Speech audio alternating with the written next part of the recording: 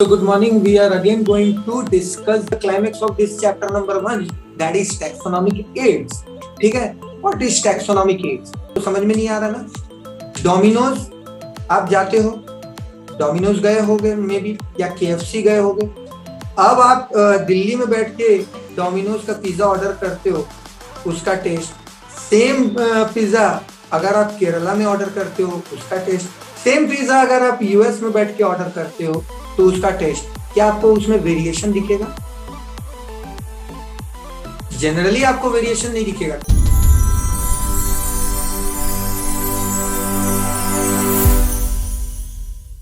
तो good morning, we are again going to discuss the quick summary. देख लेते हैं। सबसे पहले हम लोगों ने चालू किया था क्या, लिविंग क्या होता है, व्हाट इज लिविंग, कैरेक्टरिस्टिक देख लिए थे कि लिविंग के क्या कैरेक्टरिस्टिक्स होते हैं।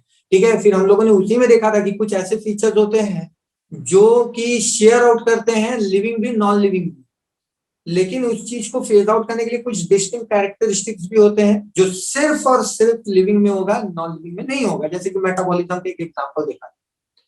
देन उसके बाद हम लोग आगे मूव ऑन किए थे, डाइवर्सिटी इन लिविंग वर्ल्ड को समझने की कोशिश किए थे कि डाइवर्सिटी काफी ज्यादा फैला हुआ लिविंग ऑर्गेनिज्म है।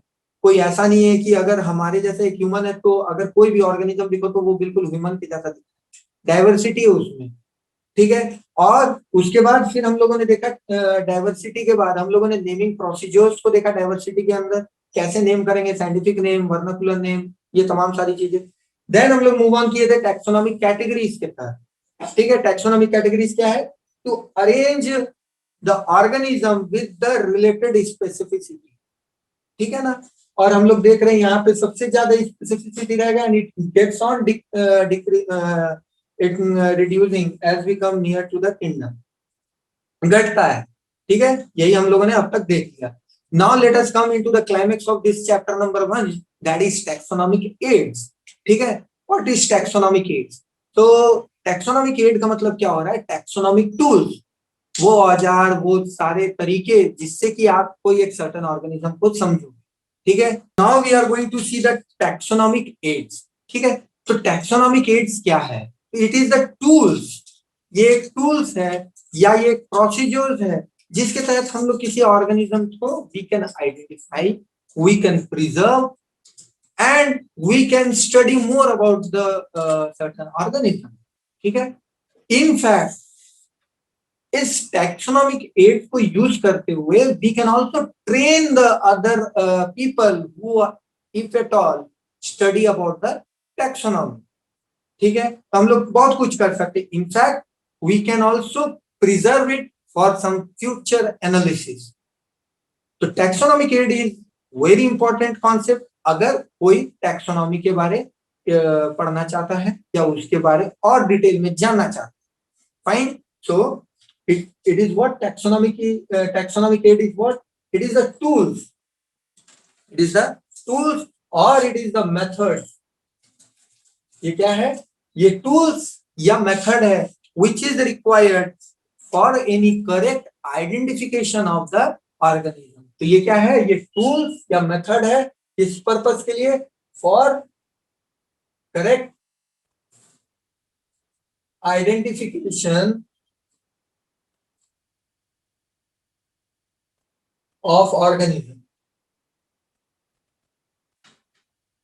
फाइन, तो एक चीज हम लोगों को समझ में आ गया एटलीस्ट। देन इसमें क्या होगा, इसमें हम लोग जैसे कि आपने कोई एक ऑर्गेनिज्म को देखा, सपोज ये एक यूनिक ऑर्गेनिज्म आपको दिखा। ठीक, अब आपने इसको समझा कि ये एक यूनिक ऑर्गेनिज्म है और आप सबको जाके बोलोगे कि मम्मी मम्मी देखो ये एक मैंने यूनिक ऑर्गेनिज्म को खोज निकाला।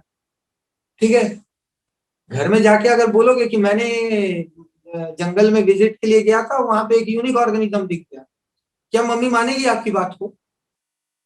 They will she will not. या आप सोचोगे कि यार मम्मी नहीं मानती, हम जाके बोलते हैं साइंटिफिक कम्युनिटी को, जब मम्मी नहीं मानी तो साइंटिस्ट क्या माने?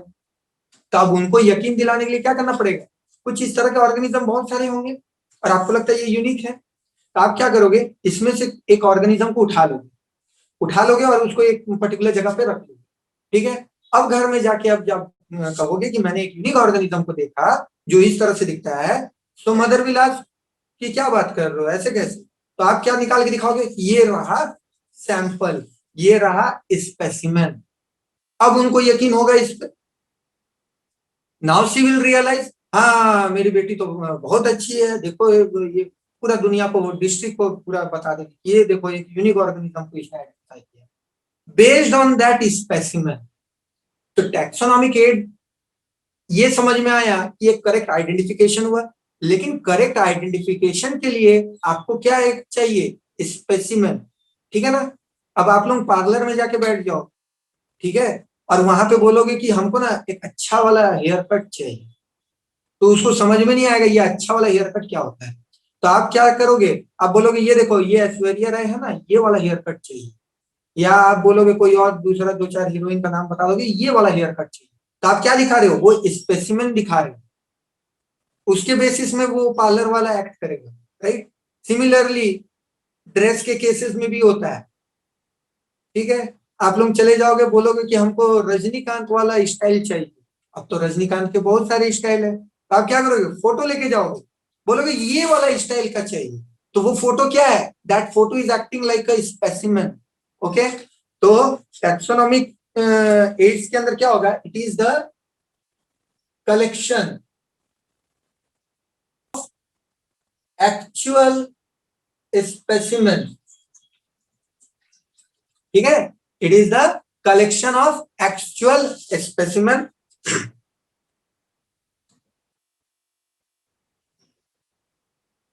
और बोथ प्लांट्स एंड एनिमल दोनों के केस में होगा, इट इज नॉट लाइक कि सिर्फ प्लांट के केस में होगा, both plant and animal both forms the.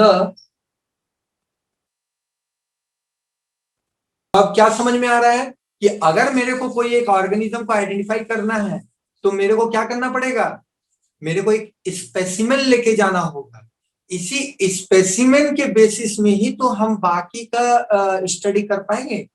Based on your specimen we can do the further study, or we can do the further taxonomic study, right? Then let us figure out the importance. अब हम लोग इसका importance को figure out करते हैं specimen का।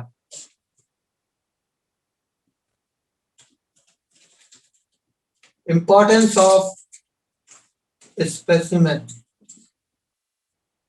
Fine. तो specimen का क्या इंपॉर्टेंस है, ये तो आप लोगों को एग्जांपल के तहत ही समझ में आ गई, राइट? कि अगर आप कोई ड्रेस दुकान में जाते हो और वहां पे बोलते हो कि मेरे को आलिया भट्ट स्टाइल वाला ड्रेस चाहिए, तो उसको समझ नहीं आएगा, आप फोटो ले जाके दिखाओ कि ये जो ड्रेस आलिया भट्ट ने पहनी है ये मेरे को चाहिए, that will work as a specimen, then she can दुकानदार कैन गिव यू, फाइन। तो अब हम लोग समझने की कोशिश करेंगे इंपॉर्टेंस ऑफ स्पेसिमेन। सबसे पहला for training purpose, training in systematic, पढ़ना है टैक्सोनॉमिक क्लासिफिकेशन कैसे किया जाता है, व्हाट इज सिस्टमैटिक्स, अगर उसके बेसिस में कुछ समझना है तो उसे तो पहले ये चीज सैंपल कलेक्शन आना चाहिए, स्पेसिमेन मेंटेनेंस आना चाहिए, कैसे स्पेसिमेन कलेक्ट किया जाता है, तो ये ट्रेनिंग पर्पस के लिए भी इंपॉर्टेंट है, तभी तो आप नए ऑर्गेनिजम्स को आइडेंटिफाई करने की तरफ कोशिश करोगे, right? Then used for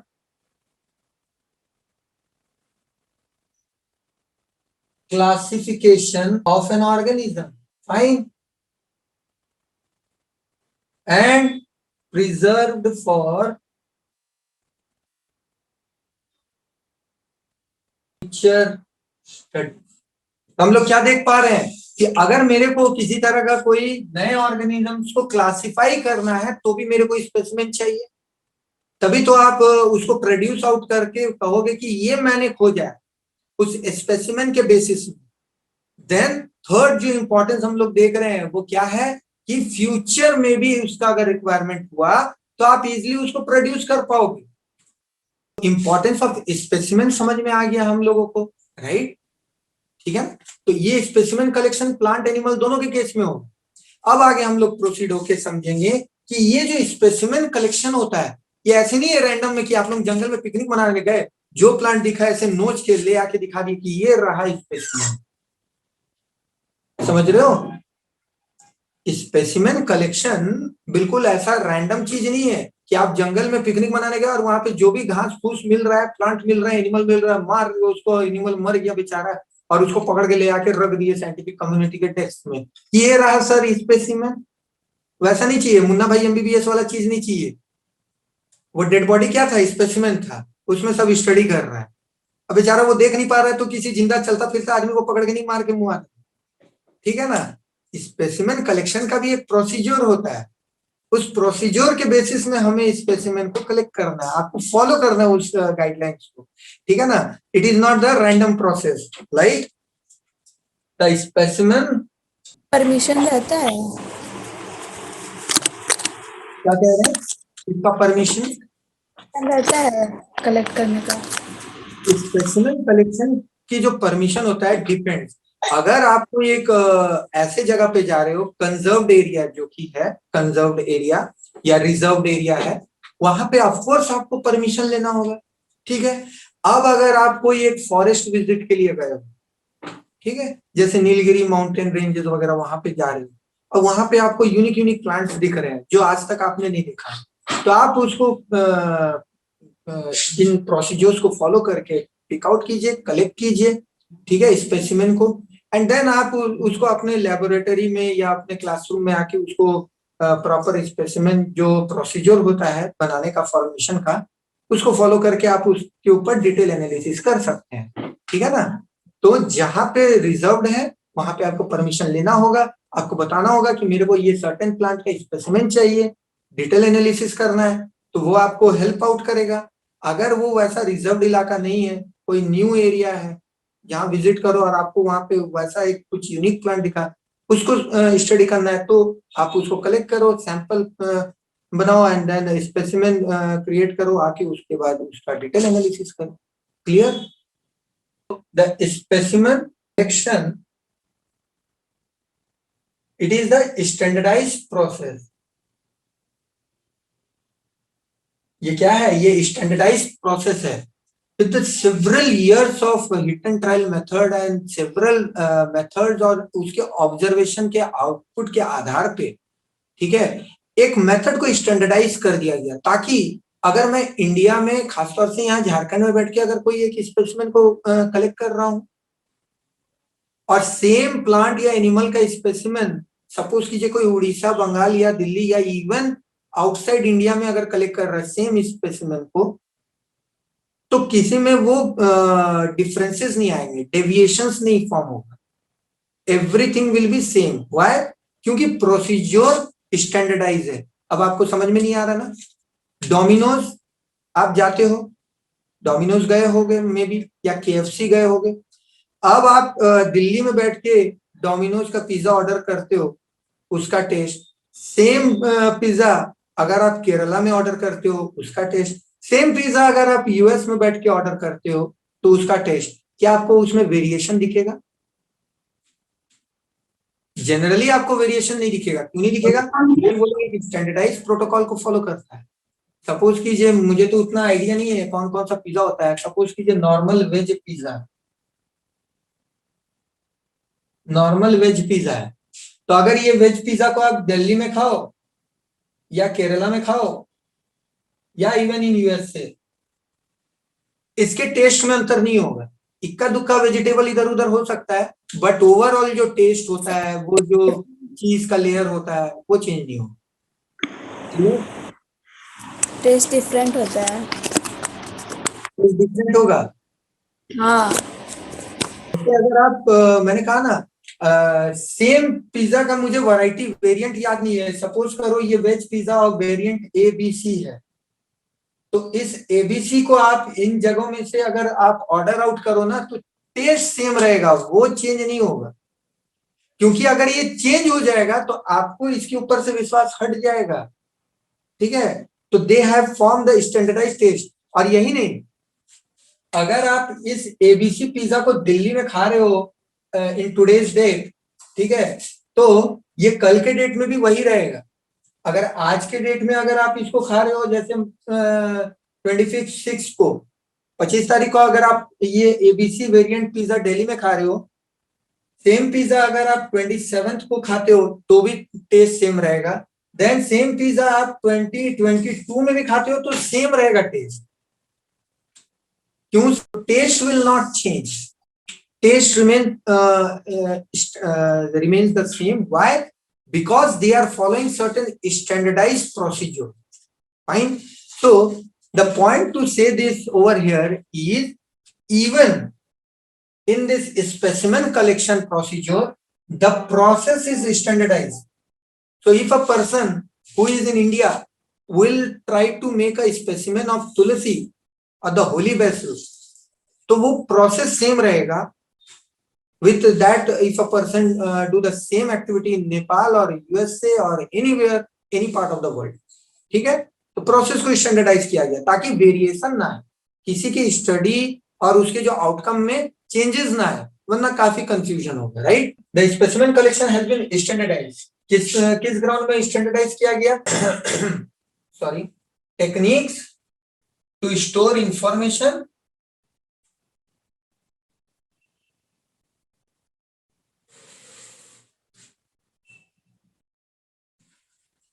and the procedure. ठीक है, दोनों को स्टैंडर्डाइज कर दिया गया।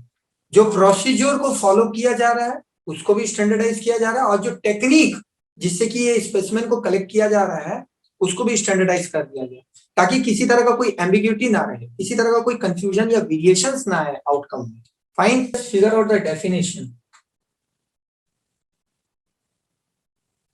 Definition of this taxonomy aids, ये एक स्टोर हाउस ऑफ इंफॉर्मेशन है। कई सारे ऑर्गेनिज्म आइडेंटिफाई हो रहे हैं ना, एवरी ईयर कई सारे ऑर्गेनिजम्स को आइडेंटिफाई हो रहे हैं और उसका एक प्रोसीजर फॉलो हो रहे हैं, तो ऑफकोर्स जो स्पेसिमेन होगा वो काफी ज्यादा होगा। तो वो क्या है? वो एक store house of what? Information and specimen both. Specimen जैसे कि मान लो मैंने ये एक ऑर्गेनिज्म को आइडेंटिफाई किया, राइट, इसका मैंने स्पेसिमेन बना लिया। अब इसका स्पेसिमेन से तो सिर्फ बात नहीं बनेगा, हम इसके साथ अटैच कर देंगे ये इंफॉर्मेशन। इसके बारे जो भी इंफॉर्मेशन है इस पेपर में लिखा होगा। क्या इंफॉर्मेशन होगा? ऑफ कोर्स लोकल में इसको क्या नाम दिया जाता है, इसका बॉटनिकल साइंटिफिक नेम क्या हो सकता है, तो वो तमाम सारी इंफॉर्मेशन यहाँ लिखा रहेगा। मैंने कौन से डेट में कौन से प्लेस से, मेरा नाम, every detail about this organism will be mentioned over here. तो हम लोग क्या कर रहे हैं? Actually we are the creating a storehouse of information and specimen which can be help in identification and classification of an organism is known as taxonomic aids। तो ये क्या हेल्प करेगा मेरे को? आइडेंटिफाई करने के लिए, और आइडेंटिफाई करने के बाद उसको एक पर्टिकुलर कैटेगरी में रखने के लिए, यानी क्लासिफाई करने के लिए। तो इन तमाम सारी चीज को जब हम लोग करेंगे कलेक्टिवली, इसको हम लोग क्या कहेंगे? We call it as taxonomic aids. Any doubt so far? Let us understand the types. कितने टाइप्स हो सकते हैं ये टैक्सोनॉमिक एड्स के? ठीक है, टाइप्स तो बहुत तरह के हो सकते हैं, but let us figure out few types.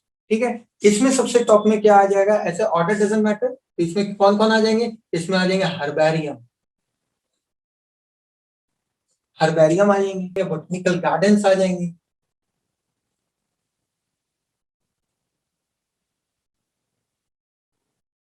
ठीक है, हर्बेरियम्स, बॉटनिकल गार्डन्स। आपके थर्ड में museums, then zoological parks, and fifth one is the keys, the key। okay, तो ये 5 अलग अलग यहाँ पे टाइप मैंने लिखा है ऑफ टैक्सोनॉमिक एड, जिसके बेसिस में आप ऑर्गेनिजम्स को के बारे जान सकते हो, उसका इंफॉर्मेशन कलेक्ट कर सकते हो और उसको प्रिजर्व आउट कर सकते हो फॉर फ्यूचर स्टडी। ठीक है ना? और सभी के अपने अलग अलग इंपॉर्टेंस है, अपने अलग अलग प्रोसेस है। ठीक है, सबसे पहला हम लोग देखेंगे हर्बेरियम। ठीक है, the first one is the herbarium.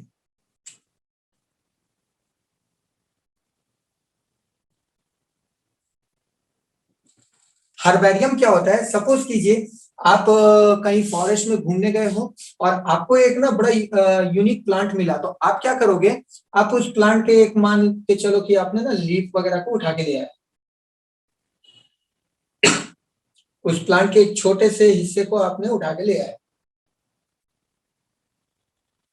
ठीक है। अब इसको क्या करोगे, आप इसको ड्राई कर दोगे, पहले आप इसको सुखा दोगे, ठीक है। ड्राई करने के बाद आप इसको प्रेस कर दोगे, प्रेस करोगे मतलब दबा दोगे, ठीक है। उसके बाद आप इसमें क्या करने वाले हो, ऑफ कोर्स जब तक आप प्रेस करोगे तब ये पूरा का पूरा प्लांट सूख के ब्राउनिश कलर आ जाएगा, वो ऐसा नहीं रहेगा जैसा कि आपने कलेक्ट किया, ठीक है। ये प्रोसेस है हर्बेरियम को फॉर्म करने के लिए, ठीक है। So this will also act as a specimen for you, this will also act as a specimen for you. So you have collected a plant, okay. So first step was the collection, second step was the drying out of the plant, third step is the press. You will press it out and then you will preserve the same, you will preserve the same in sheets of paper, ठीक है।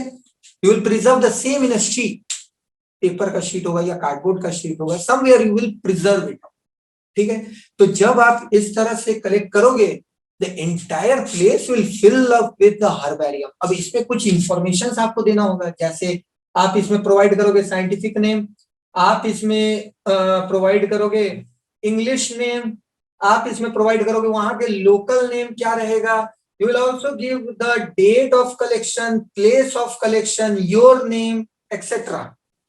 ये सारी information को आप एक collect out करके, जहां पे भी आपका ये आपने कलेक्ट आउट करके इसको पेपर या शीट में प्रिजर्व किया, उसके नीचे आपको ये इंफॉर्मेशन सप्लाई करना हो, ठीक है। तभी तो हम इसको जब भी जरूरत पड़ेगा तो I can refer it out and I can find figure it out that this thing was identified by you. Clear? Is the store house, store house of collected plant. तो ये किसके लिए काम आएगा, कलेक्टेड प्लांट्स के लिए, ठीक है, प्लांट स्पेसिमेन के लिए, ठीक है। और ये स्पेसिमेन कैसे कलेक्ट किया जाएगा, they will be first dried out, collect किए, कलेक्शन के बाद ड्राइड आउट किए, then press and then finally आप इसको क्या करोगे, you will preserve on sheets. तो ये प्रोसेस हो गया आपका हर्बेरियम बनाने के लिए, ठीक है। This is the process to make the herbarium. Then these sheets are now arrange, ये शीट को क्या करेंगे, शीट्स आर अरेंज, इसको अरेंज कर दिया जाएगा, ठीक है। Arrange according to the system of classification, जैसा सिस्टम ऑफ क्लासिफिकेशन है उस अनुसार हम ये शीट्स को अरेंज आउट करेंगे। जैसे सबसे पहले क्या रहेगा, आपका किंगडम रहेगा, उसके बाद क्या, तो उस हिसाब से आप उसको सिस्टम ऑफ क्लासिफिकेशन के अनुसार आप उसको अरेंज कर दो, ठीक है। So the sheets are arrange based on the system of classification according to system of classification, ठीक है। आप उसको अरेंज कर दिए, कैटेगरी में डाल दिए कि ये मोनोकॉट प्लांट है, डाइकॉट प्लांट है, इस हिसाब से आप कैटेगरी में आप पुटअप कर रहे हो, जो भी आपको एक standardise international system of classification है उसके बेसिस में आप इसको कैटेगराइज कर रहे हो, फाइन। जैसे कि आप ये चीज को ऐसे समझो ना, ये तो प्लांट के केस में हो रहा है, आप लोग शादी पार्टी में जाते हो कि नहीं, वहां पे क्या कैटेगरी दिया रहता है, एक हाई टी का कैटेगरी होगा, एक वेज का कैटेगरी होगा, एक नॉन वेज का होगा, और भी बहुत सारे कैटेगरी होता है।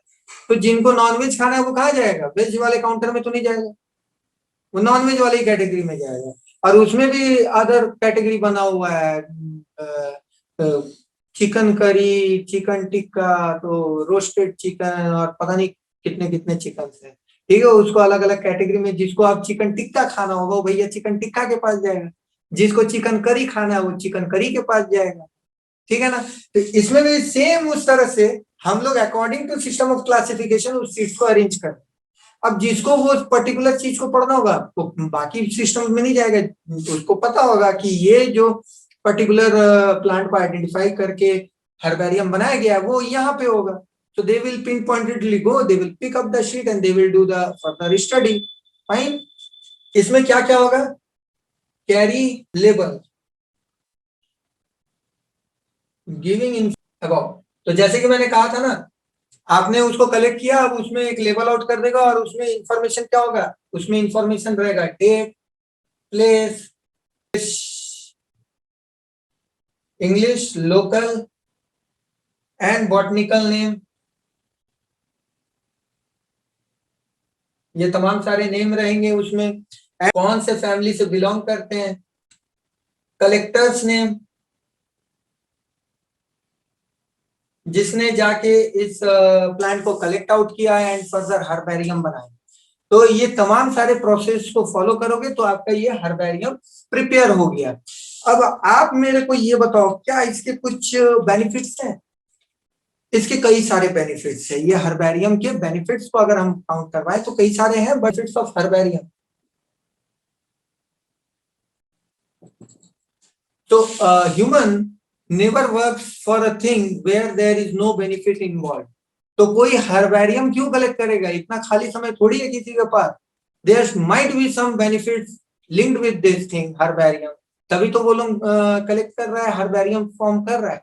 आइडेंटिफिकेशन ऑफ प्लांट के लिए यूज किया जा सकता है। We can use it for identification of plants. Serves as referral system. जब भी टैक्सोनॉमी की स्टडी करने जाते हैं तो हमें एक क्विक रेफरल सिस्टम चाहिए होता है। इट इज जस्ट लाइक कि मान लीजिए आप रेस्टोरेंट जाते हो और वहां पे आपको मेन्यू पकड़ा दिया जाता है तकरीबन कुछ 15-20 पन्नों का, राइट? तो अब आप ईच एंड एवरी मेन्यू को तो नहीं टटोलोगे। आपको पता है कि मुझे नॉनवेज खाना है या वेज खाना है, और उसमें भी अगर आप नॉनवेज खाओगे तो आपको पता है कि आपको फिश खाना है, चिकन खाना है, एग खाना है या मटन खाना है। उसके बेसिस में आप वहां पे और फर्दर जाओगे और आपको मिल जाएगा। तो वो मेन्यू क्या हुआ? Menu book served as a quick referral for you. ठीक है, आप उसको रिफर करके तुरंत आप कंक्लूजन तक पहुंच गए कि मुझे ये पर्टिकुलर चीज ऑर्डर आउट करना है। सिमिलरली जो टैक्सोनॉमिक कैटेगरीज को पढ़ते हैं या जो इसको स्टडी आउट करते हैं, they take herbarium as a quick referral system. Fine, it also demonstrate the ecology of different place.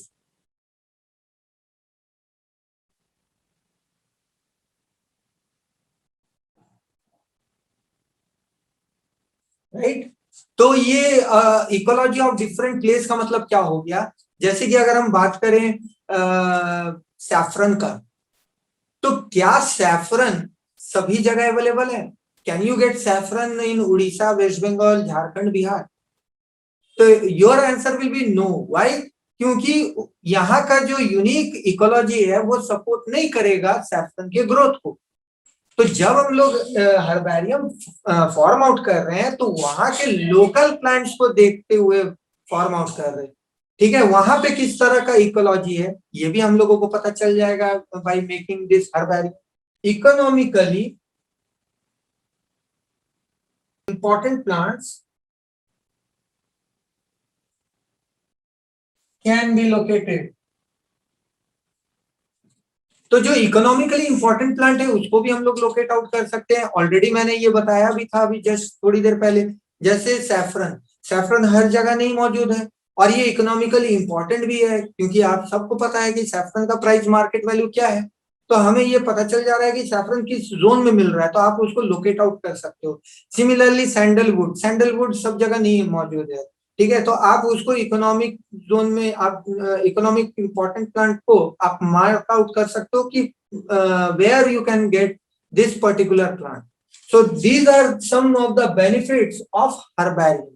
In our next upcoming class, we will try to find out the botanical, what is the botanical garden, their benefit, museum, their benefit, zoological park, their benefit, and the key.